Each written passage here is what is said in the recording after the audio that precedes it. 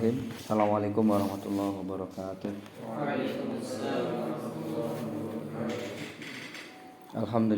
Alhamdulillahirabbil alamin. Wassalatu wassalamu ala sayyidil mursalin wa ala alihi wa sahbihi ajma'in. Asyhadu an la ilaha illallah wahdahu la syarikalah wa asyhadu anna Muhammadan abduhu wa rasuluh alladzi la nabiyya ba'dah. Rabbi shrah li sadri wa yassir li amri wahlul 'uqdatam min lisani yafqahu qawli, amma ba'du. Alhamdulillah bersyukur pada Allah Subhanahu wa taala. Di kesempatan sore hari ini kita bisa bermuajah kembali dalam agenda pekanan kita. Kita doakan saudara kita Pak Felix ya, yang lagi kurang sehat, mungkin masih efek kemah kemarin atau seperti apa ya. Karena jujur saya juga kemarin setelah kemah Jumat ada rapat sosialisasi akreditasi ya. Dari berangkat sampai pulang lagi kehujanan ya. Mau gak mau karena pakai motor saya nekat gak ada pilihan lain, soalnya terakhir itu di sesi 2 kebetulan. Jadi sampai sana sudah terlambat ya, walaupun setengah jam kurang lebih, tapi alhamdulillah masih dapat poin-poinnya. Walaupun saya kagetnya ternyata paling lambat upload datanya tanggal 15 gitu. Tanggal 5. Tanggal 5 besok hari Minggu. Waduh. Saya kalah start dengan SMA, saya bilang. SMA udah duluan nih. Saya mikirnya itu September gitu ya, karena terakhir itu kan SD akreditasinya bulan September. Jadi saya pikir masih nyantai gitu. Tapi ya kita nggak bisa berdebat dengan tim asesor, kemarin yang sosialisasi. Mereka berdalih sudah disosialisasikan gitu kan. Tapi zamannya online begitu, kadang kita itu informasi-informasi yang kadang lewat HP gitu ya, yang kadang itu bentuknya PDF gitu kan, nggak ada penjelasan lagi, kadang tuh nggak ada penjelasan lagi gimana gitu ya. Kalau kita nggak download kadang suka terlewat begitu. Tapi kadang-kadang kalau download juga kadang ngabisin data, ngabisin juga kadang. Saya kadang malasnya begitu. Nah, giliran informasi-informasi yang jelas kadang ya begitulah. Sehingga SD mau nggak mau harus berjibaku juga sekarang ya. Ngikutin kakaknya SMA ya. Ya insya Allah mudah-mudahan tidak ada kendala, kita kejar. Salawat dan salam kita curahkan pada Rasulullah Muhammad sallallahu alaihi wasallam, pada keluarga, sahabat, dan mudah-mudahan kita semuanya selaku umatnya yang ya sekuat tenaga kita istiqomah dengan jalan-jalan yang sudah ada, yang sudah Allah Subhanahu wa taala dan Rasulnya tetapkan untuk kita semuanya. Semoga kita semuanya istiqomah sampai akhir hayat nanti insyaallah. Amin ya rabbal alamin. Teman-teman semuanya, sekali lagi di sela-sela kesibukan kita semuanya ya, kita masih bisa menyempatkan, karena ini bagian dari pembinaan kita, dan harapannya apapun nama kondisinya ya, pertemuan kita harus tetap berjalan ya. Ada sebuah maklumat kemarin yang kita sampaikan, mungkin di akhir sesi nanti mungkin bisa dikumpulkan untuk saudara kita ya, Pak Miftah. Walaupun sedikit banyak sudah dibantu dengan BPJS, tetapi untuk proses perjalanan mondar-mandir dan sebagainya itu harus masih memerlukan biaya. Nah, saya kemarin meminta kepada seluruh kelompok untuk kita sama-sama ta'awun ya. Kita nggak pernah tahu kondisi kita nanti seperti apa. Ya malam minggunya kemarin saya juga langsung pijit saya. Pijit kerokan. masih kalian dikerokin. Jadi alhamdulillah agak ringanan gitu, karena tadi Jumatnya kehujanan gitu kan. Udah Sabtunya saya udah mata udah waktu pas ngisi itu juga sebenarnya ya kondisinya begitulah. Tapi insya Allah kita nikmati insya Allah. Itu sekali teman-teman, di tengah-tengah kesibukan kita semuanya, wa tawassaw bil haq wa tawassaw bis sabr ini harus senantiasa kita hidupkan, saling mengingatkan di antara kita.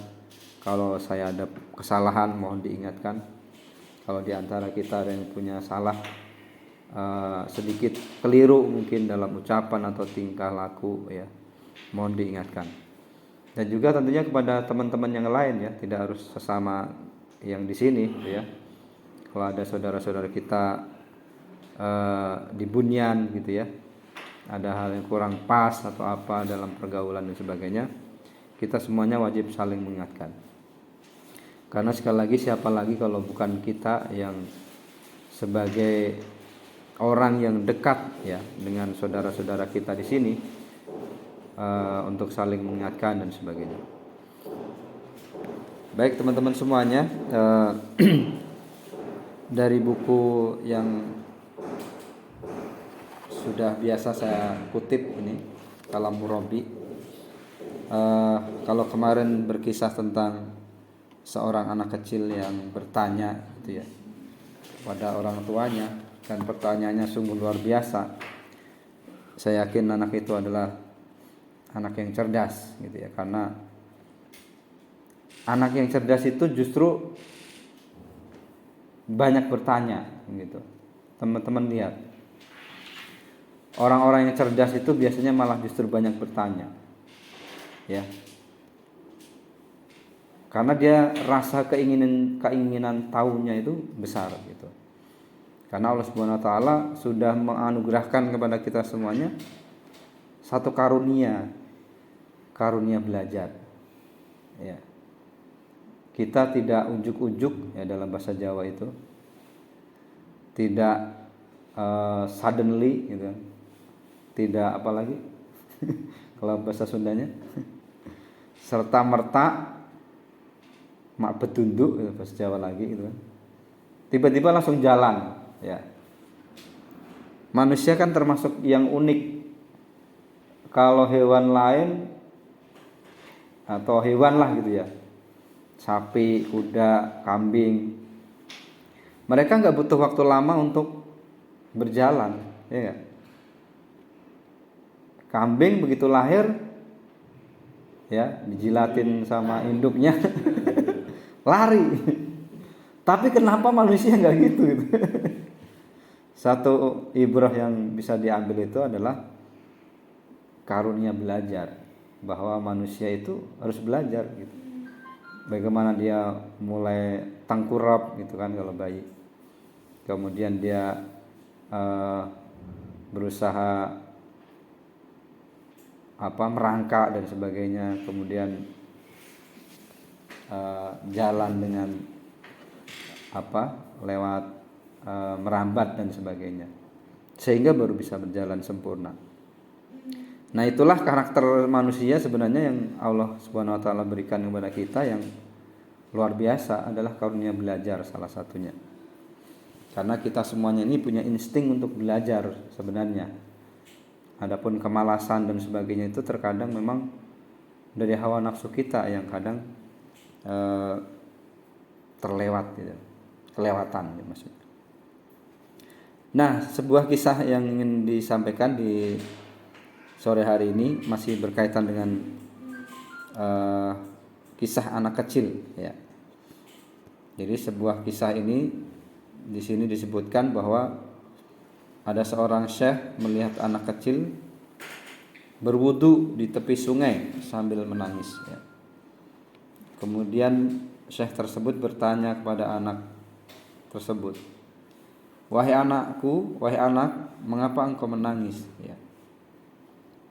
Kemudian anak tersebut menjawab, "Saya membaca ayat Al-Quran hingga sampai ayat, 'Hai orang-orang yang beriman, peliharalah dirimu dan keluargamu dari api neraka.' Saya takut jangan-jangan Allah masukkan saya ke neraka. Ini kan ayat buat orang dewasa gitu ya. Tapi anak-anak ngerti gitu. Nah, kemudian Syekh tersebut berkata, "Wahai anak kecil, kamu tidak akan disiksa karena kamu belum balik," ya kan? Tadi saya bilang. Jangan merasa takut, kamu tidak berhak memasuki neraka.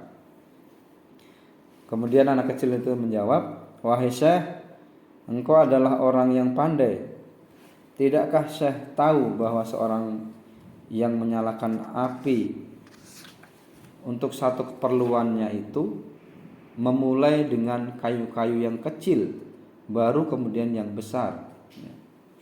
Kemudian seraya menangis, Syekh tersebut mengatakan, "Anak ini lebih takut kepada neraka daripada saya." Nah, dari sekelumit kisah ini kita bisa mengambil sebuah ibrah pelajaran bahwa kelembutan hati seseorang ya, yang dibingkai dengan keimanan ya, orang yang betul-betul beriman ya, dan senantiasa menambah keimanannya akan semakin peka ya, dan mudah merasai sesuatu. Karena semua perkara akan dilihat dari kehendak-kehendak Allah, bukan dari kehendak-kehendak manusia. Seorang yang beriman kepada Allah pasti akan sedih apabila tidak dapat bersedekah karena tidak memiliki harta. Akan takut apabila azab akan menimpa dirinya sewaktu-waktu. Akan bersedih bila tidak mampu membantu orang-orang yang susah. Akan meneteskan air mata kesedihan apabila melihat anak-anak yang terlantar. Akan harap apabila nanti dimasukkan ke dalam surga. Akan gembira apabila imannya terus kekal hingga ke penghujung usia, dan begitu seterusnya. Dalam sebuah hadisnya Rasulullah pernah bersabda, "Demi Allah, seandainya kamu mengetahui apa yang aku ketahui, niscaya kamu akan sedikit tertawa dan akan banyak menangis." Nah, seorang tabi'in pernah berkata dalam hadis yang lain, disebutkan bahwa siapa diberi ilmu dan tidak membuatnya menangis, maka lebih baik baginya untuk tidak diberi ilmu, karena Allah telah menerangkan bahwa sifat orang yang berilmu itu adalah menangis. Luar biasa ya. Jadi menangis itu tidak identik dengan cengeng gitu kan. "Wah, kamu laki-laki kenapa menangis?" Biasanya kan gitu kalau orang kita ya. Tapi tentunya tangisannya di sini ini adalah karena takut akan ayat Allah Subhanahu wa taala kan begitu. Nah, oleh karena itu Rasulullah SAW menjelaskan bahwa orang yang takut kepada Allah karena kelembutan hatinya adalah orang-orang yang berilmu, sebagaimana firman Allah Subhanahu wa taala, "Sesungguhnya yang takut kepada Allah di antara hamba-hambanya hanyalah ulama," atau orang-orang yang berilmu.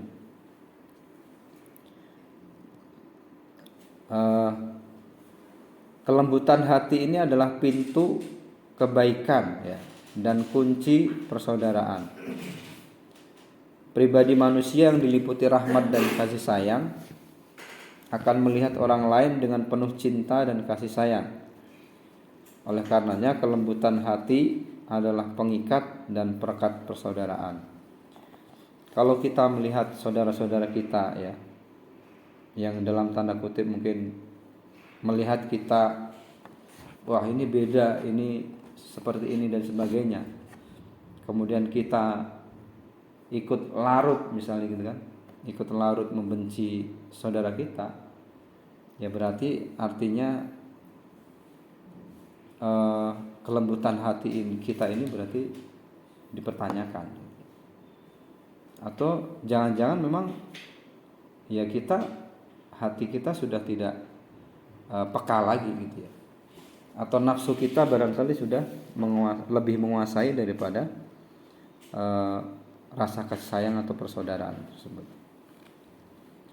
Nah, yang filahumullah, sini dilanjutkan bahwa dalam Asmaul Husna Allah memiliki nama lain Al-Latif, ya, yang maha lemah lembut, yang mengajarkan kepada kita kaum muslimin untuk bersifat lemah lembut, ya. Bahkan seluruh ritual ibadah yang kita lakukan adalah untuk menuntun hati agar bersikap lemah lembut. Nah, lemah lembut kepada Allah, lemah lembut kepada sesama manusia, dan bahkan lemah lembut kepada seluruh makhluk, ya. Sebagaimana ditegaskan dalam sebuah hadis, orang-orang yang penyayang akan disayangi, ya, oleh Ar-Rahman atau Allah. Maka sayangilah penduduk bumi, niscaya yang di atas langit akan menyayangi kalian. Hadis riwayat Abu Daud. Nah, jadi dalam kisah singkat ini, ya, bagaimana seorang anak kecil, ya, walaupun dengan segala ya, dengan masih kecilnya, ya, gitu, tapi mampu memberikan pembelajaran kepada seorang dewasa, gitu, ya. Mungkin ia ingin mengatakan bahwa kalau tadi kan syekhnya mengatakan yang dimintai pertanggungjawaban itu kan orang dewasa, gitu. Tapi kan kemudian dia menjawab, dewasa itu kan dimulainya dari kecil, kan, gitu. Jangan-jangan kecilnya saya ini nanti memberikan andil masuk ke neraka, kurang lebih seperti maksudnya mungkin. Yang selanjutnya tadi sehingga seorang syekh tadi merasa terenyuh lah kalau bahasa Jawanya. Kalau bahasa Sundanya apa tuh? Tersentuh hatinya. Jadi karena kelembutan hatinya tadi itu. Nah, teman-teman semuanya bisa barangkali bisa mengambil sisi yang lain dari kisah ini. Intinya bahwa ketika kita semuanya diberikan keanugerahan oleh Allah Subhanahu wa taala kelembutan hati, ya. Dan yang poin kedua tadi tentang persaudaraan, gitu, ya. Jadi ketika kita melihat saudara-saudara kita berbeda dengan cara pandangnya dengan kita, ya, kita akan memiliki sikap yang lembut sehingga tidak mudah terpancing untuk terpecah belah, gitu, kurang lebih.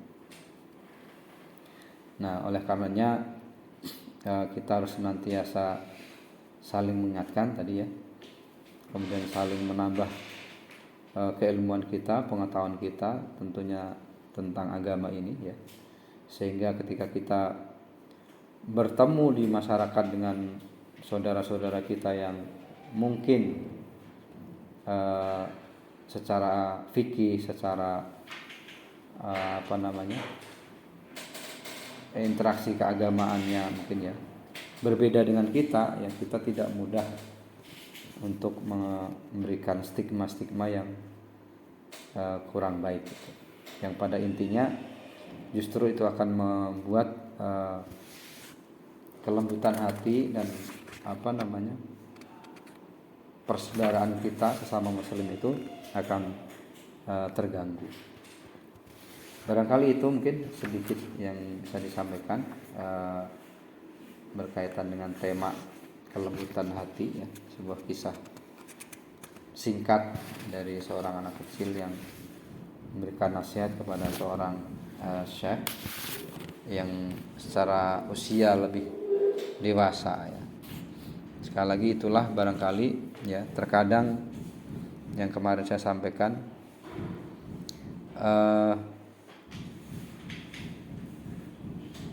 sesuatu itu walaupun datangnya dari anak kecil, gitu, ya, dari orang yang mungkin usianya lebih muda dari kita atau mungkin secara derajat mungkin lebih tidak terlalu terpandang mungkin, gitu, ya. Mudah-mudahan kita sih nggak ngelihat seperti itu, ya. Karena sekarang sudah tidak ada istilah perbudakan lagi kan gitu. Kita tetap akan menerima kebaikan dari orang tersebut. Kurang lebihnya mohon maaf. Saya akhiri. Assalamualaikum warahmatullahi wabarakatuh.